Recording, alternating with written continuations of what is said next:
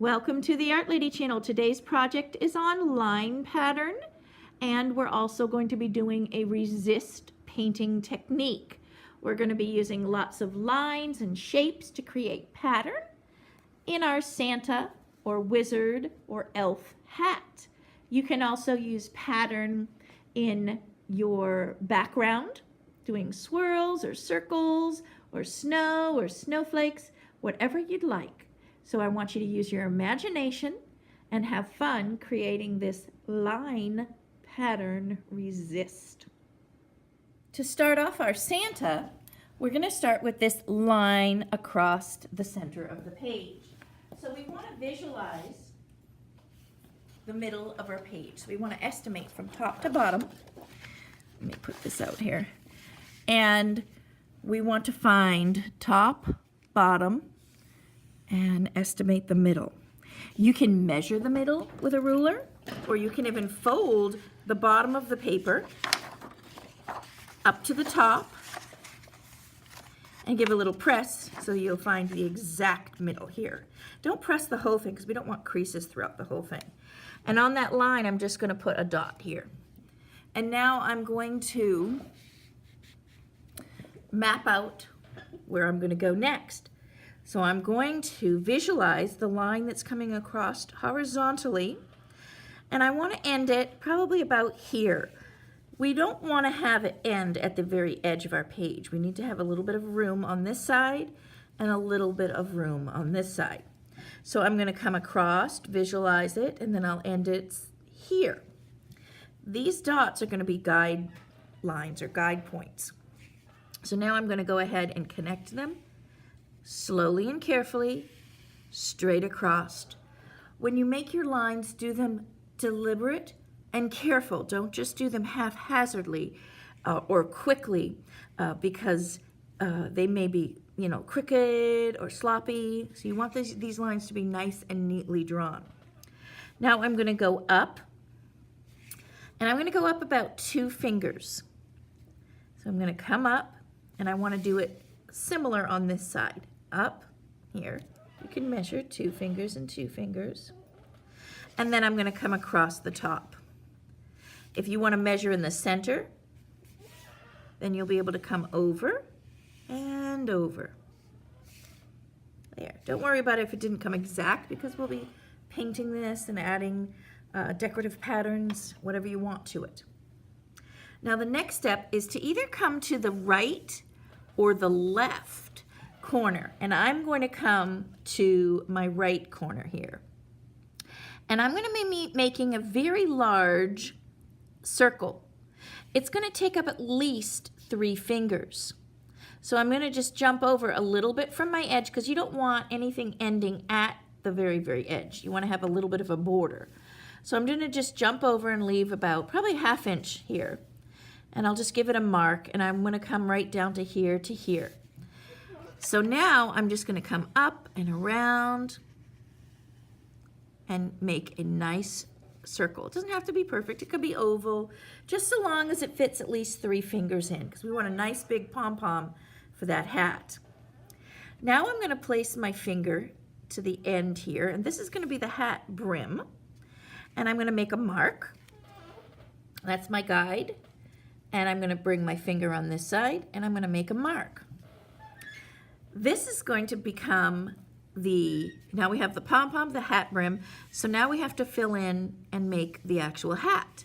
So I'm going to visualize, I'm going to come up, the hat's going to be curved over to the side and end at the pom-pom. So I'm going to do that now. I visualize first, then I go up, curve, and bring it back. That way I'm ensured that my line is the way I want to make it. I visualize it first. I want my pom-pom, the hat's tipping over. So I want to have this a curve like the hat has bent in the wind or just flopped over from the heavy pom-pom. So this line's going to come up, curve, and meet the pom-pom. We want to leave a space where it attaches, the hat attaches to the pom-pom. So I'm going to come like this, I'm going to come in, and now I'm going to slowly taper out right here. You can always adjust these lines if you don't like them, and then incorporate your lines into the design later on. For example, if you didn't like this curve, you could add it again the way you do like it. And then maybe fill your hat with curves and lines or stripes. The next step is going to be the facial features here. So we want to come down and up for the skin part, his actual flesh of his face here. But we're not going to come to the edge. We're going to bring it in. You can bring it in a finger line if you'd like, and a finger on this side. And now we're going to come down and up like the letter U. I take my entire hand, measure, and make a mark. That way I know it's wide enough. Now I'm going to just come down, right to the dot, come down, right to the dot. The next step is going to be the face. You may design your face any way you want to. I'm going to make a very, very simple one by taking my finger and just going around my finger. Above that, I'm going to bring my finger up again, and I'm going to skip over, and I'm going to make a small circle, and I'm going to color that in. Skip over, a small circle, color that in. That's going to be the pupil, the black spot in the eye. Now we need to make his iris, which is the color of the eye. And then you can make the curved eyelid if you want. If you want to put eyelids in, or you can just make it another ring around that. You want to make it more of a cartoon face. Some kids may even have room for little cheeks if you have room. I have room on this side, but I don't on this side. And this one I have no room for. But if you do have lots of room, you could put 2 little rosy red cheeks. Now below this, we're going to come down right below the nose, and I'm going to trace around my finger. Let me make sure I'm in here. And then I'm going to put a U underneath. Now the Santa is going to be saying ho, ho, ho. So his face, his lips are forming that oval shape. And I'm going to color that in black, or you can even paint this in or color it in red, whatever you'd like. And now here's the fun part. We're going to design the beard. It can be just a line that comes down and around, but we want it to be almost touching the bottom and almost out to the sides. We want to use the whole bottom here for a large beard. You can make it really wavy. These are wavy lines right here. Now we're going to design the beard. And we want to come from the hat edge, and we're going to come down almost to the edge here. Let's make sure we can see it here. And we're going to do the same on the other side. So from the hat, come out almost to the edge of your page. Then I'm going to curve right down toward the middle, across the page, and I'm going to curve back this way. Now, the next step is to take, and we're going to decorate our beard.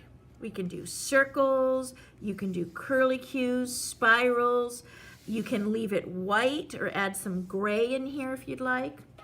I'm going to take and make curlicue spirals like this on my beard. So it looks like his hair is curling. So I start off by placing my pencil or marker, and I'm going to come up and around like the letter C, and then I just keep on going around equal distance from the line I already drew. And I come around and stop. That's how I make a curl. Make them nice and big. If you make lots of little ones, it's going to be too crowded. So I'm going to do some big ones. So I do my letter C shape. Make sure you have plenty of room around the space. Then come around the C and around and then stop. That's a spiral or a curlicue if you want to call it a curlicue. Make sure you have plenty of room. Letter C, and then just spiral your line around. and then it'll touch the other design and stop. And you can fill up your Santa with spirals. Let's do one over here, letter C. Letter C, around and stop. Letter C, around and stop when it hits the other design. I can make this smaller in the middle. And this just gives a nice pattern. That way my beard isn't all just white. You can do this with a gray crayon even. That would look nice. Or you can do it with any color crayon you want. Even a light blue crayon would look nice because sometimes white appears to be, the shadow appears to be a light blue. And if you have space like this, just do your spiral and stop where it meets the other line. Don't go too close to that face, the mouth though. And I can do one here, a little bit smaller ones in these spaces, just to make it look like it's not so empty. I'll fill it in for you. Now the next thing we're going to do is we're going to add some pattern to the hat so that we can resist it. I'm just going to fill in a few more lines here. And this could have a little bit of a spiral. So I'm just playing off of that curve just so it's not so blank. And we'll give a curl here. Okay, now we're going to do some resist, but first we need to put some crayon down. So we're going to add fun pattern in our hat. For this part you can use crayons. I have some beeswax crayons here. Or you can use oil pastels for a great crayon resist or resist. I tend to like the oil pastels because they're softer to use, but either one is fine. And we're going to go ahead and think of some patterns to add. We can use line patterns, and we can use patterns with circles. All of that would be fun to do. We can use zigzag line pattern. Let's look at some of these examples here of pattern. These are just some colorful presents with beautiful packages in lovely line and shape patterns. So we can add stripes to our hat, maybe some circle patterns. Here's zigzag lines. You can even do curly lines if you want. Dot patterns are always fun to add. So think of any kind of shapes for pattern or line for pattern and fill up your hat. If you want to do one color family, say all reds or all greens, that's up to you how you want to decorate your hat. But we're going to use actually red paint for my class for the pattern.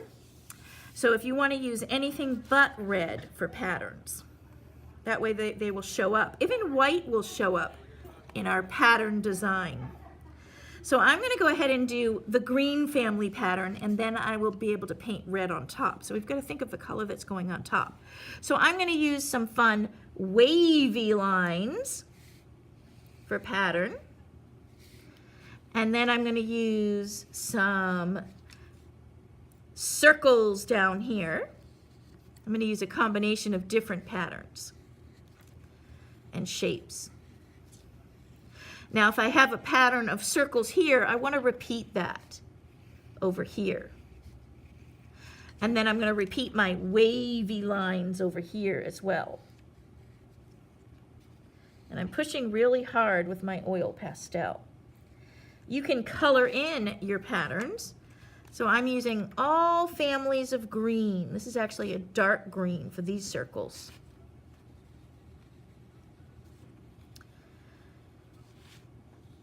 So once your pattern is designed and you've colored in some of the patterns, then we're going to apply paint. You can use tempera paint that's watered down, or you can use just a watercolor paint like this. I want some bright green too. I'm going to color in some of these. I'm going to finish this pattern, one more line pattern. I need some circles over here, circles, stripes, circles, stripes, circles, and that'll complete my pattern. Remember, random line and shape is not a pattern. I'll add some more circles down here too. And I'm going to finish this up and then I'll show you what it looks like and I'll show you how we paint it. Now that I've colored in my pattern, and I pushed really hard so the colors are really dark, that way the paint resists, means pop off, to resist the color. It doesn't stay on the color, it pops off and resists. Now I'm going to go ahead and add my paint to this. So this is going to be some watercolor paints I'm going to be using, but like I said, you can always use watered down tempera, just so that it will pop off the designs. So I'm going to add a little bit of water to my color, and I stir very gently until I have the intensity that I'd like, meaning the dark color. Test a little area to make sure it does resist off, and you want to lay the color on and leave it. You can see how it's popping off. Let me zoom in so you can see that. So I lay the color, one brush stroke on, and then it will pop right off. You don't want to go back over it and over it.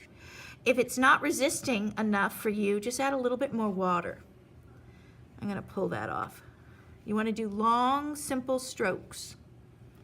Add a little bit more water before you go into your color, because you want it to resist off and pop off. So once you have the color done, leave it. Go right over it with a stroke. Let me bring it back up so you can see now. Go over it with long strokes. I need a little bit more water there. It's not resisting enough. So then just add water. Paint your edges carefully. If you have huge puddles, just pull them off gently. And eventually it just resists and pops right off. It's because oil and water don't mix. So the oil will separate from the water, and the water will move off of the paint. And anywhere you want it a little bit darker, or the water will move off the color rather, then just add more intensity in between here. But the texture is really beautiful the way it's on top of that. And I also did a little cherry nose. Let me see so you can see. Let me move this over. So color in the eyes with the oil pastel, and then do a little cherry nose. And you can even color in his skin with flesh color crayon or oil pastel, or you can even paint this in with a very light wash. I'm going to mix a little bit of orange with a hint of yellow and do just a light wash for peach here on these oil pans. And that is our simple Santa face with a resist. I colored white snowflakes. I pushed really hard on the white, and then I added some line pattern in the beard, and here is the completed elf or Santa picture. You can also leave the background blank, but I do like it colored. And I'm going to show you now some of my grade 2 line patterns, and these are not finished yet. This is just after day 1. We've got to add more line pattern, but I like the way that they did different patterns in the beard. This beard came out really cute with swirly curly lines. And here is like a knitted hat pattern. And these are vertical patterns. And like I said, they're not done yet, but I wanted to show you what they came up with. And you want to use your imagination and come up with your own designs for your Santa pattern, Santa hats.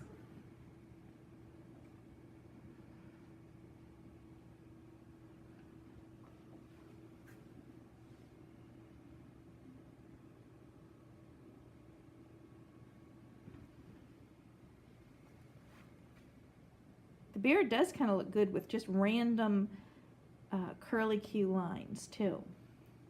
Here's lines and dots. So they're all very colorful, And when we're done, I'm sure they're going to be fabulous. I hope you have fun creating your line pattern resists. And let me know in the comments how yours came out. And if you haven't already subscribed, I appreciate you subscribing. And thank you.